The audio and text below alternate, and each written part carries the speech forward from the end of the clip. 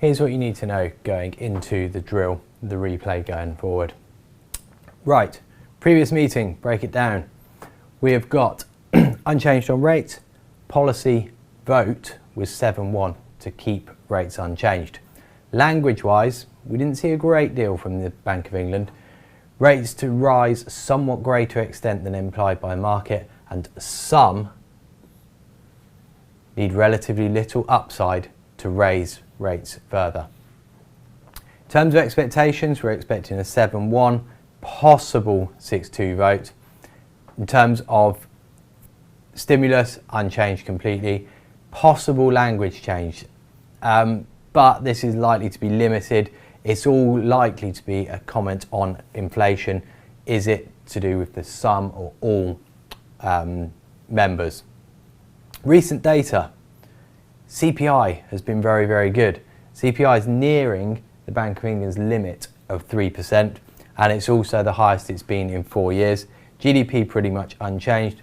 Unemployment falling. It's down to the lowest levels on record, 4.5%. So good news generally for the Bank of England and the UK economy. In terms of movement, we're stuck in a range, as you can see from the charts above, 126.43 to 127.77. Also, one other thing to note going into this: Bank of England increased stimulus post the Brexit to aid the economy. Following a snap election, could a similar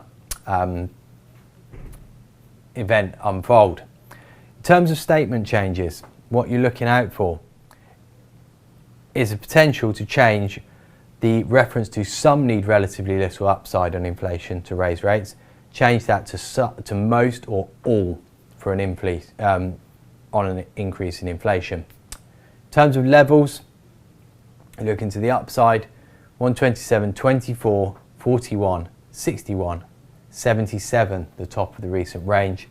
You're then looking at 95 and 128.21. To the downside, 126.78, 64, the low of the recent range at 44 to 42, and then double O's. Remember, a 100 tick move is not uncommon in these situations.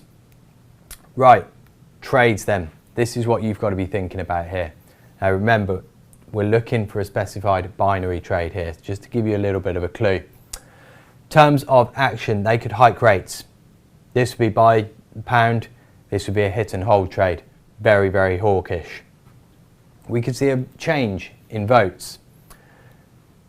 This could either be an 8-0 or a 5-3. Votes could also be 6-2 or 7-1 as well. And this is where the specified binary element comes in. Only 2 of these vote counts are likely to create too much movement.